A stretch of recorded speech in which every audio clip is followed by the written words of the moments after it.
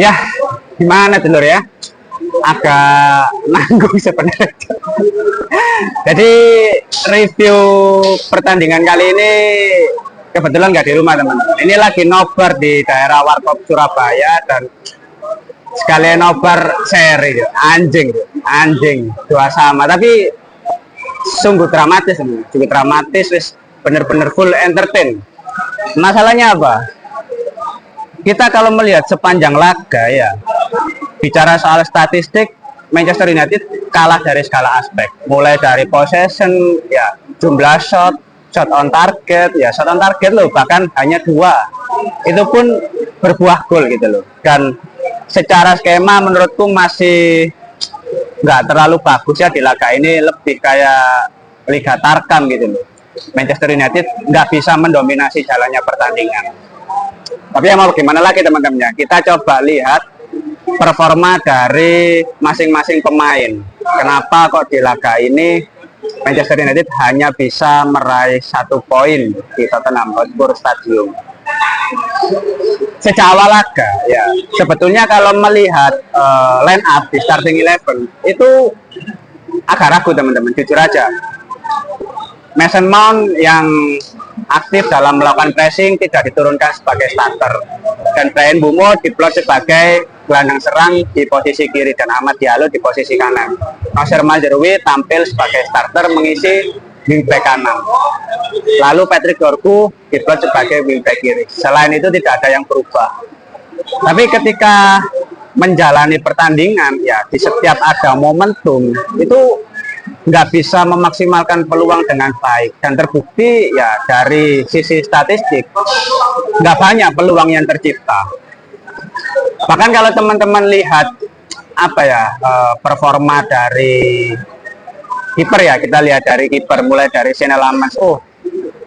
Kita harus tetap mengapresiasi karena ada beberapa save dari Sean Lamans, terutama di babak pertama itu tadi ya, ada 2 save yang sangat krusial. Itu kalau Bayindir gol itu pemainnya Onana pasti kegolan, pasti 5-1. Ini berhubung Sean Lamans ini lagi bagus-bagusnya dan tetap menjaga win rate 100% selama dia menjadi starter, ini menjadi poin penting yang tetap layak untuk diapresiasi.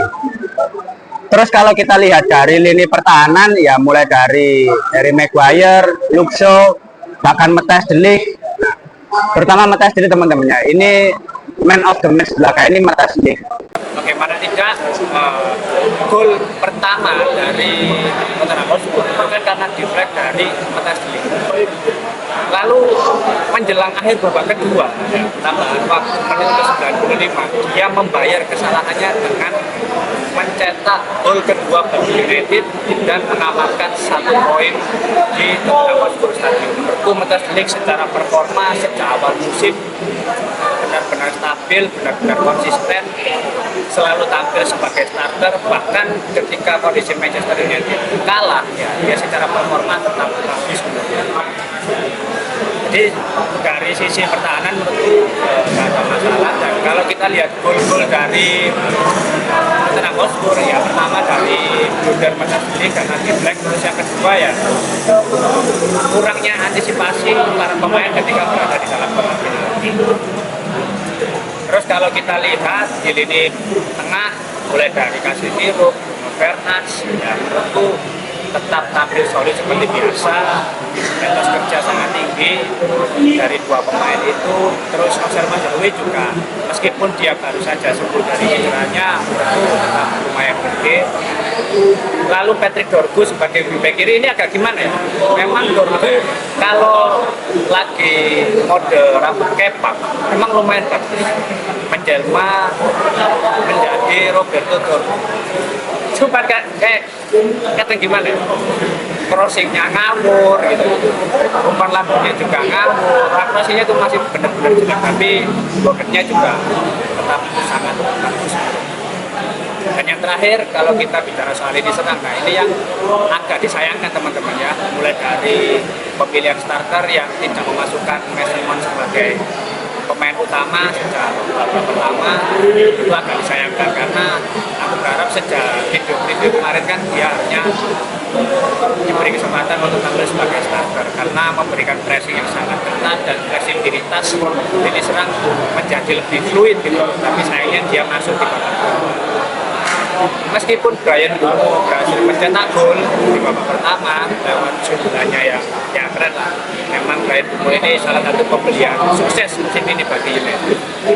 Tapi melihat Matheus Cunha, Amad Diallo masih oke lah. Matheus Cunha masih belum memberikan kontribusi yang sangat signifikan di laga ini.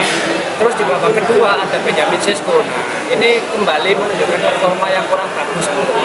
Karena apa ya? Dia masuk di babak kedua sebagai pemain pengganti, hampir saja mencetak hampir saja mencetak gol cedera saja. Aku mereka cedera ngegol sih nggak apa-apa udah tapi cedera kan nanggung ya teman-teman. Terus ada momen yang sangat emosional di laga tadi ketika Richarlison mencetak gol kedua, tapi dengan rambut modelnya itu sampai cepet di kaki tiga. PND akhir laga sosok sumpah secara keseluruhan ini benar-benar dramatis teman-teman. Karena apa ya? Kita sebagai fans tentu berharap di laga ini Ben Amorim beserta anak asuhnya itu berhasil memutus catatan kekalahan saat bertemu dengan Tottenham. Ya meskipun ini meraih hasil seri, tapi tentu bukan hasil yang maksimal, bukan hasil yang diinginkan oleh Ben Amorim beserta anak asuhnya. Dan di sini kita juga bisa melihat Ben Amorim beserta para pemain itu harus bisa lebih klinis lagi, harus bisa lebih chemistry antar pemain itu harus lebih bagus. Karena apa? Terlihat selama jalannya pertandingan ya, passing masih sering salah. Hal seperti itu masih sering terjadi ketika Manchester United menjalani laga. Itu yang harus selalu diperbaiki. Dan masuknya Diogo Dalot, saudara dari Amorim juga tidak bisa menjadi pembeda gitu. Angel Ugarte tidak bisa menjadi pembeda. Inilah ketimpangan antara pemain utama dengan pemain yang ada di bangku cadangan. Jadi dari laga ini tentu Amorim dan juga manajemen harus bergerak cepat dalam mendatangkan pemain baru. Entah itu pemain di lini tengah terutama ya. Kalau bisa mendatangkan Elliot Anderson atau Adam Martin itu justru lebih bagus. Lalu pemain-pemain di lini serang harus lebih klinis lagi. Kalau kita bicara soal kepercayaan diri dari Brian Dumo, Amad Diallo itu sudah nggak perlu dilakukan. Tapi Matheus Cunha, Benjamin Sesko, Mason Mount itu harus lebih ditingkatkan lagi. Ya sisanya kita harus bisa mensyukuri ya hasil imbang di laga tandang ini meskipun hanya menang aja. Apa ya hal-hal yang tidak terduga seperti cederanya Benjamin Sesko itu memang hal di luar taktis gitu. Ya mungkin videonya nggak usah panjang-panjang ya, memang di sini gelap, agak remang-remang, terus dilihat banyak orang kan. Kalau 3 poin sih hasilnya banggaannya beda teman-teman. Tapi karena 1 poin lama-lama. Yang penting kita sebagai fans tetap percaya diri, tetap support penuh Amorim beserta para pemain dan di laga selanjutnya harus bisa memperbaiki dan melakukan evaluasi atas kesalahan yang terjadi di laga ini. Ya oleh kalah atau bijak kan, kalah biasanya. Oke, mungkin itu dulu review singkat di pertandingan kali ini pekan ke-11 yang mana Manchester United gagal lagi di peringkat 2. Kalau teman-teman ada opini lain langsung tulis saja di kolom komentar, kita akan diskusi saja. Terima kasih sudah menonton video ini, jangan lupa like, komen, dan subscribe. Salam. Gampang mas ngomong-ngomong, masuk kami. Kan ngomong ya kan, saya peduli.